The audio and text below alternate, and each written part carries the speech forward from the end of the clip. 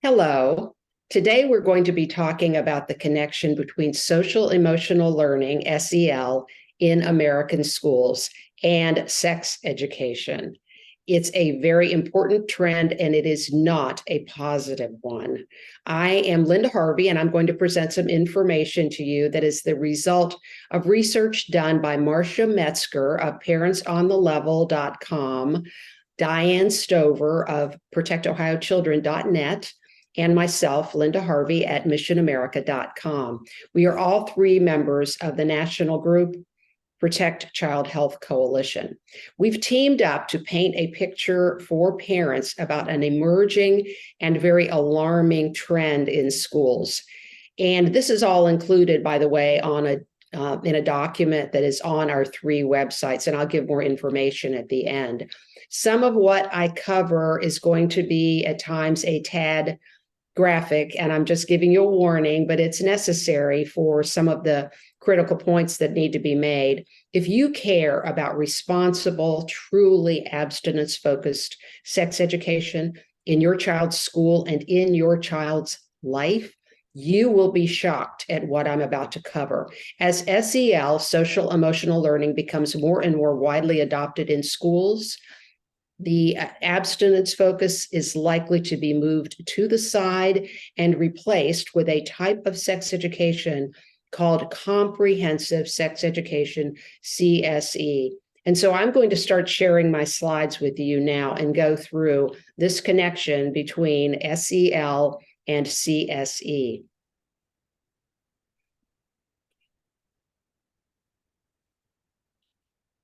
So when SEL is brought into the school framework and becomes the new worldview for the school, a different type of sex education becomes the emphasis because of the values of SEL. And I'm going to touch on this here. And Marcia Metzger will be giving another webinar with much more details on social emotional learning.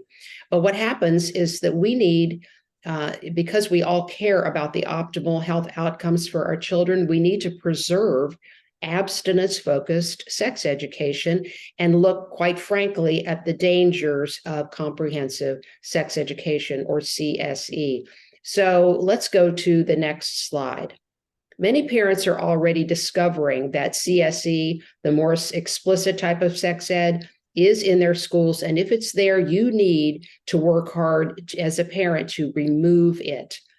Sex ed is not at all what we used to think about. The CSE version of sex ed will claim to be medically accurate and even focused on abstinence, when actually what they do is sprinkle the word abstinence in a couple of times and then do everything they can to undermine it, just to throw parents off the scent of what they're actually doing. It doesn't take very long to discover that no, comprehensive sex education is not accurate, and no, abstinence is not the emphasis. And in CSE lessons, it is not the primary takeaway for children. That when I say takeaway, it's what do children really get out of this? When they leave the classroom, what's the message they get? Well, what actually is being conveyed is that they have permission, even at very early ages, to join the hookup culture, and that they should be comfortable with adult level sexuality. So let's go to the next slide. So how we might summarize a middle schooler's review of their CSE class is that, sex is not a big deal, and I can manage this as long as I have condoms or contraceptives for protection. And besides, I've learned from my class that it's my right to know all this and make my own decisions. And this is happening in middle school.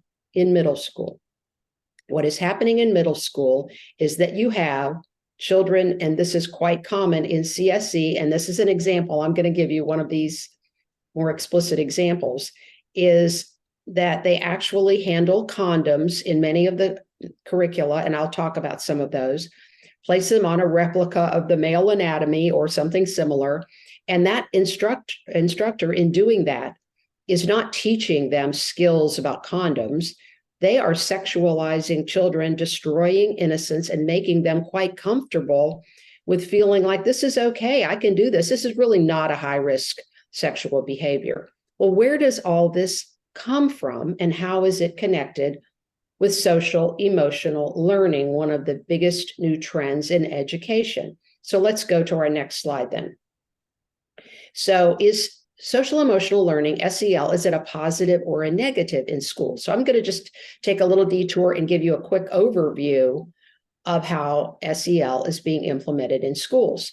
The rationale for this being brought in as it becomes a whole new worldview for the school is that, well, kids are very stressed out today. There's a lot of mental health problems. They're growing, and that is admittedly the case. Well, this is going to help kids with their stress, their low academic performance, and we are going to address something called the whole child.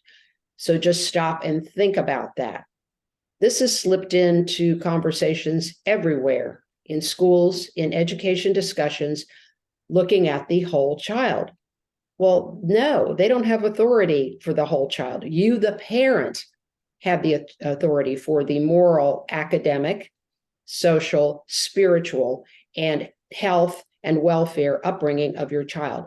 The parental rights become undermined as soon as the school takes this position. And what they're doing is they begin to take the view that not just individual children there needs to be intervention for some children who are in a crisis or stressful situation. No, the whole school needs to have therapy. And who's going to conduct this therapy and these programs to do this? It's going to be the amateur psychologist, the teacher, who is not qualified for this.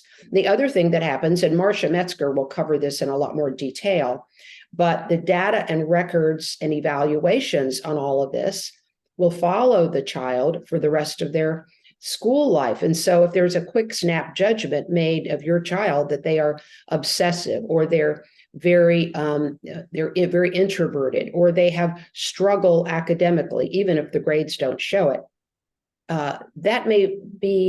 that assessment may stay with this child forever. The other thing that SEL does is it pushes progressive agendas, and they are increasingly interested in making kids become change agents. They talk about agency. That means they want kids to act on what they're learning. Well, what are they learning? They'll be learning all about attitudes and basically indoctrination, elements of indoctrination. And they're not being steered toward pro-life advocacy. They're being steered toward the progressive agendas that are out there right now. Let's go to the next slide then. So CASEL is the sort of the mothership that started all of this, really focused on social emotional learning a number of years ago, and still determines an awful lot of the standards for the many different vendors that are out there. And CASEL stands for the Collaborative for Academic, Social, and Emotional Learning. And a little bit later, I'm going to talk about what some of the CASEL executives say, frankly, are their priorities. But what they did was they divided down 5 competencies, they call it. It's how they seek to measure children in these different ways. And then this gets applied throughout many different classrooms and classroom exercises and extracurricular type classrooms or activities and programs as well. Self-awareness, self-management, social awareness, relationship skills, and responsible decision-making. And again, when sometimes parents will hear this and say, well, that sounds wonderful. I'd love for my children to become more responsible decision makers, or have better relationship skills, or better self-management. Wouldn't we all love that? That's based on our values. What do the social emotional learning vendors and CASEL as their standard setter, what do they believe are the values and attitudes and behaviors children ought to have? Well, we're about to go into that just a little bit. So let's take the next slide.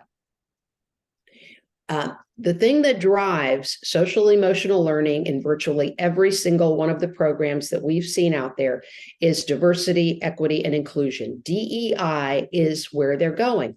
Well, right off the bat, you see that this is a progressive agenda item. And most of you will know that this diversity, equity, and inclusion is not diverse, not equitable, and not inclusive. It's one set of left-wing agendas. And then they try to fit all those, what I just talked about, the 5 competencies in there. And so you can immediately see that propaganda will be going on.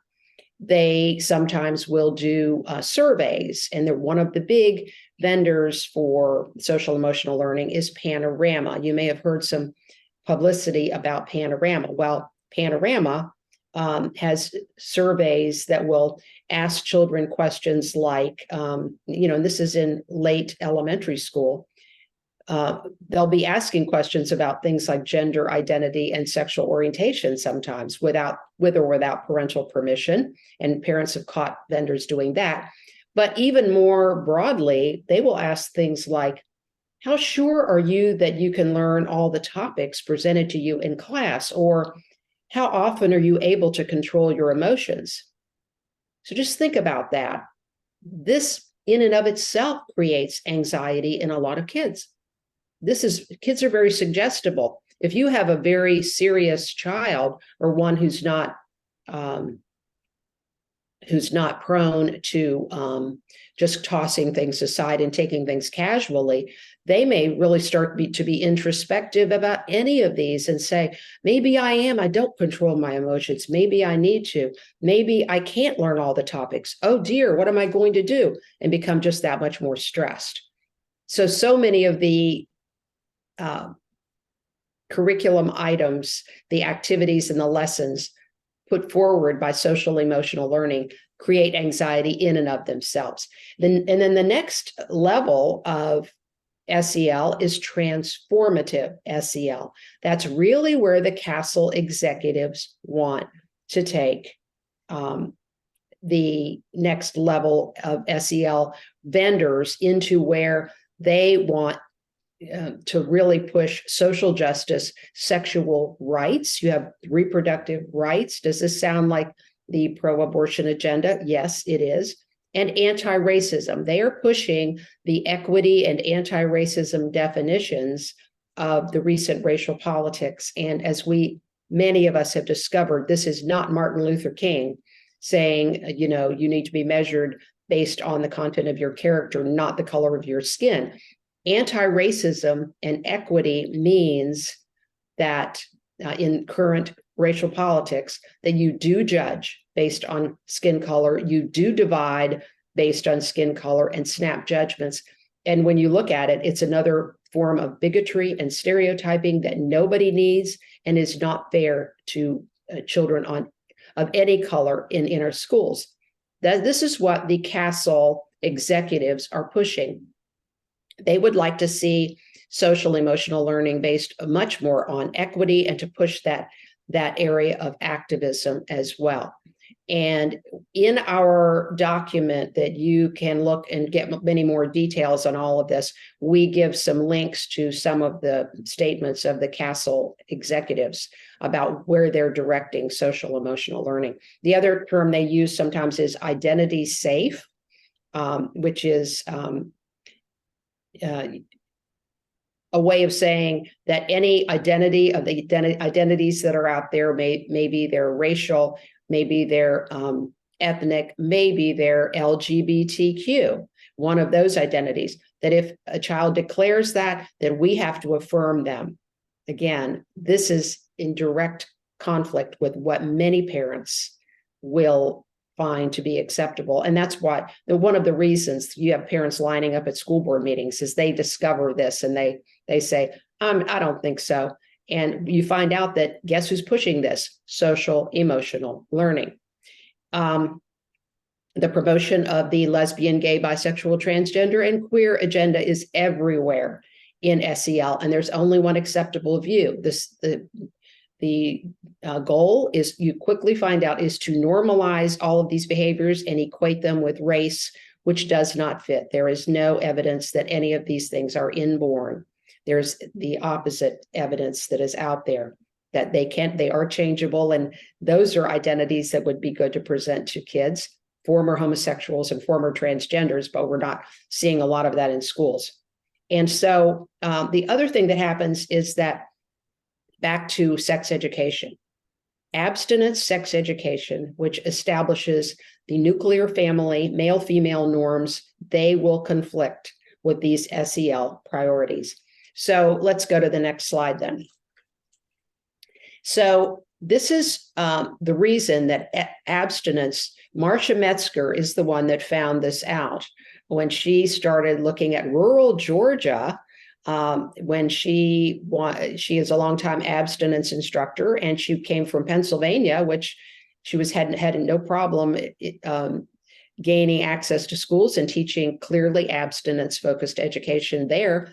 In southern Georgia, she was finding, wait a minute, the door was being closed. She did some research, and she will tell you much more about that, that they were not thrilled with abstinence any longer and trying to push it out the door because it doesn't fit. You can easily see this with some of the goals that SEL wants to push. The LGBTQ agenda doesn't align with male-female marriage, dating, with the gender binary, as they call it, the definitions of male and female as God created us, and nor with the nuclear family.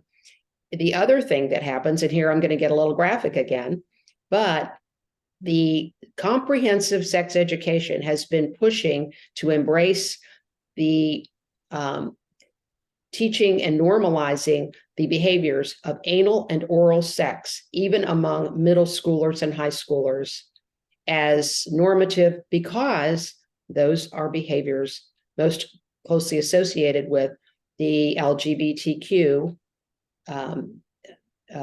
identifying people at this point. And so the idea is that these are to be normalized as activities that are equivalent to vaginal sex. And in doing that, this is inclusive of, supposedly, of all these folks. Do you think this sounds like abstinence? It absolutely is not abstinence. That's what comprehensive sex ed is. And this is what SEL wants to establish in the minds of kids. And it doesn't work. That's why abstinence is no longer a fit, unfortunately, under SEL. So the other thing is that another identity aspect is under feminism, the demand for the support of reproductive rights, quote unquote, in other words, abortion and contraception, even among young teens. SEL wants to push those rights as well. And so does CSE. Well, under abstinence, kids are taught about anatomy and reproduction, and they're taught about contraception most of the time, but they're given the actual failure rates, and kids are not sexualized by having to do demonstrations with condoms in classes. So the other thing that SEL does is it normalizes the decision-making of children early, even young teens, so that they will learn that they supposedly have the right to go ahead and give consent. And abstinence is, in their view, shame-based, because it actually tells children the risk factors involved and doesn't hold that back as a protective factor. But SEL and CSE it doesn't fit under their value system. So one more word about the promotion of homosexuality and gender confusion and bisexuality and all these new definitions under SEL and also under comprehensive sex education. There are so many reasons why we need to move away from this. The latest results from the Youth Risk Behavior Survey done every 2 years by the Centers for Disease Control of 9th through 12th graders, 17,000 approximately kids are surveyed about a whole range of risk behaviors. The latest one shows the results of the incessant promotion of homosexuality and these LGBTQ behaviors in our schools. The latest survey that comes from the 2021 year, because they're always behind a few years at the CDC, shows that 25% of teens now identify as lesbian, gay, bisexual, or not sure. That is double, more than double what it was just 6 years earlier in a survey. This is what happens when you incessantly promote a non-normative behavior. It becomes popular among teens, and SEL is partnering with comprehensive sex education to do this. So let's have the next slide. So back to CASEL, the mothership of SEL. They have decided that they're going to, as an SEL standard bearer, they're going to push certain sex ed curricula that fit and align, quote unquote, with SEL priorities. Well, one of those is a curriculum called Get Real. And they claim, again, Get Real will tell you that they're based on abstinence. You don't have to go very far in looking at Get Real before you quickly understand that your eyes are wide open and you're saying, this is not abstinence. SEL aligns, though, with Get Real, and you will see that the Centers for Disease Control is also lining up behind Get Real. It's a Planned Parenthood product. Get Real, unfortunately, for the many, many children around the country that are, including Columbus City Schools near where I live in Ohio, are learning in middle school all the things that Get Real will convey to them, but it satisfies all of the 15 harmful elements of comprehensive sex education as determined by the National Protect Child Health Coalition. If you want to learn how to evaluate a sex education curriculum, go to stopcse.org and look at those 15 elements. I'll just give you a couple of them. Unfortunately, this is what Get Real comes up, checks the boxes for. They promote condom use in inappropriate ways.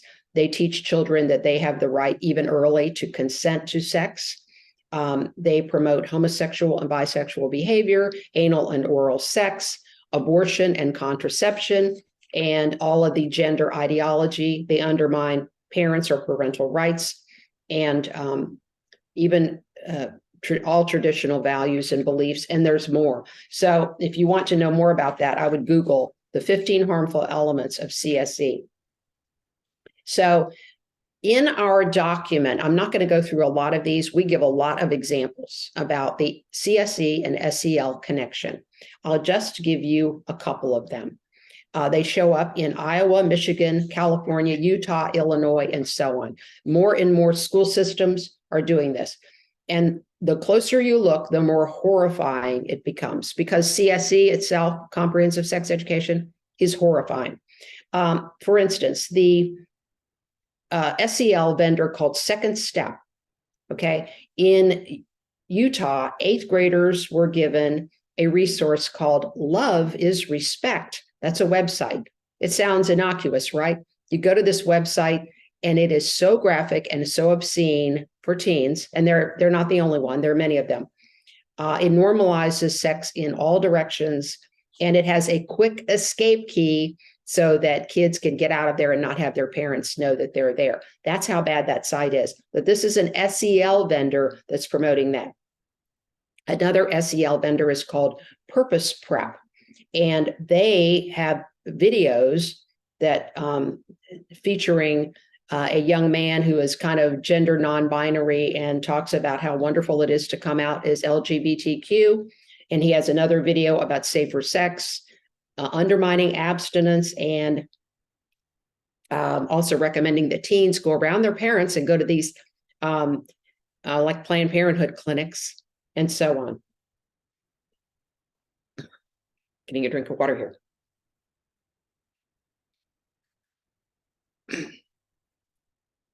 Also, there's a program called Puberty, the Wonder Years. That's another program on, it's basically the precursor to comprehensive sex education. It's an anatomy and reproduction.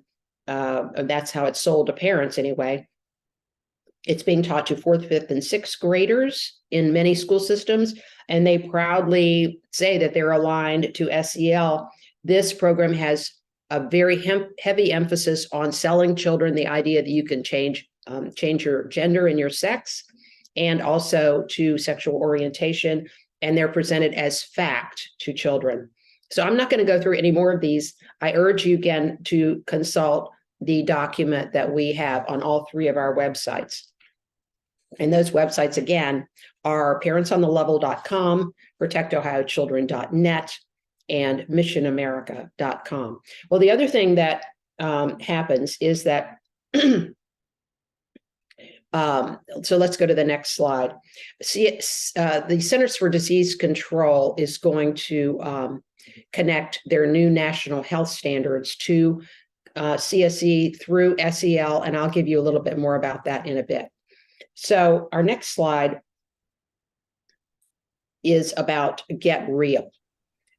We have more details on the Get Real curriculum. Yes, go back to that last one, or go forward to that, to the picture of that one. There you go. Okay, great, thank you. Get Real, this is the middle school curriculum. Nice looking fellow on the cover, right? Normal teens and all this. So I just told you a little bit about the kind of condom demonstrations that they have. They are, highly recommended by CASEL as aligning with social emotional learning. So you kill two birds with one stone in your class. You have an SEL competencies that are satisfied while you're sexualizing children heavily and teaching them to enter the hookup culture. That's what these or CSE curricula do, and Get Real is one of the primary ones. They quote on their own promotion that it is, quote, suitable for all teens, regardless of their sexual experience, assuming that some teens are already sexually experienced and that's just normal. That's my comment there. Or sexual orientation, or our LGBTQ and our LGBTQ plus inclusive. Again, they're promoting very highly immoral and high-risk behaviors to children. So let's go to the next slide. In the document that we have on our websites, you will see a list of some of the most common comprehensive sex education curricula. Now, here's something I wanted to go back and give you some more examples. This is the kind of slide, and I copied this slide from one of the examples that I gave. An Iowa group was talking about, they were giving in-service presentations to teachers and school counselors about how wonderful it was to try to connect sex education, comprehensive sex education, and SEL. This is what they think is the great benefits of this, that sex ed is inclusive of all people. Again, they're using LGBTQ as if it's race. It's not like race. And the wonderful thing is that kids learn gender identity, sexual orientation. They learn this in both SEL and sex ed. Representation of LGBTQ relationships. What is that? That means that in their role-playing exercises, Get Real has some of these, other sex ed curricula do as well, that they have role-playing so that you have two children of the same sex who will be role-playing a situation where there is same-sex dating going on, and your child may be asked to do that. And they also include things like oral and anal sex. Is this what you want your child taught? No. Respectful communication, that means no Christian moral viewpoint, no objections to homosexuality or gender confusion. And showing dignity and respect. That means not to all people, it means to all of these behaviors. You are going to be forced to respect these behaviors. That's where they want to go. This is the ideal. So let's go to the next slide then. Here is another example of the same Iowa workshop. They gave what they said were the organizations that would be aligned with them. So it was Eyes Open Iowa, Okay, I don't know what that is, a left-wing organization, but look at the rest of these. This is the other side. This is what SEL and comprehensive sex ed goes with. Planned Parenthood, CASEL right there in the bottom. Again, the standard bearer for all of the social emotional programs. SECUS, which is a radical left-wing group, as is Advocates for Youth. They believe children are sexual from birth, and they promote this. Healthy Teen Network, GLSEN, the Gay, Lesbian, and Straight Education Network, which I've been writing about for 20 years. They're a child corruption group that wants to get even homosexual clubs even in elementary schools. And Gender Spectrum, which is about pushing the transgender agenda on our kids. So then let's talk about a little bit about the next slide, please. The how we get the federal influence, how the Centers for Disease Control and the federal influence is pushing both SEL and comprehensive sex education, the marriage between the two, and abstinence is being pushed out the door. So here's a couple of, this isn't as complicated as it might look. The CDC is putting together national health education standards, an updated version. The old ones are about 15 years old. And given the current progressive agenda in Washington, I am dreading, and you should be dreading, what they're going to come out with as their standards for health education for all of our kids. It won't be forced on most schools, but it will have so much force of grant money behind it and the influence of the CDC that many schools will adopt it. Well, this is going to include social emotional learning. So the National Health Education Standards are also lining up with something called incest. And I say that with, I can't believe that's their moniker. It is. It's the National Sexuality Education Standards, not a federal agency. This was a private group led by Planned Parenthood and its allies, the same groups you just saw logos on that last slide. They've come up with sexuality standards, and unfortunately, a whole lot of schools have adopted them. It's all about comprehensive sex ed, the graphic, condom pushing, abortion promoting, hookup advocating type of sex ed. We should never have the National Sexuality Education Standards anywhere near our children, but the Centers for Disease Control does. They also have, its Centers for Disease Control, something called HECIT. That's the Health Education Curriculum Alignment Tool. So, and again, it's through their lens of progressive left-wing politics and the things they want to push on our children. But HECIT is a way that somebody can assess a health education curriculum and see if it lines up with what the standards they want. Well, HECIT shows immediately how the new health education standards line up with social emotional learning, as well as, guess what? Here it is again, Get Real, this awful Planned Parenthood condom pushing curriculum. The other thing that is another federal influence that's pushing all of this toward us is federal funding. The American Rescue Plan, which came out right at the end of COVID through the Biden administration, as soon as they came into office, billions of dollars into education and a ton of money was allocated for schools to implement social emotional learning. That's one of the reasons that schools are adopting this. They got federal money to do it. The other thing is, excuse me, the CDC is doing is testing SEL school clubs for kids all around the country, and they've started in Florida. So what can we do? Let's go to the final slide. And again, lots more in the document that we've prepared, and you can find it on our websites. How can we preserve abstinent sex education? That's the key here. Social emotional learning is being adopted in so many schools. Well, guess what? You need to get that out of your school, but you also need to keep abstinence in your school. Or if it's not there, have a way to get CSE type sex education out and get this kind of sex education in. We learn much more about abstinence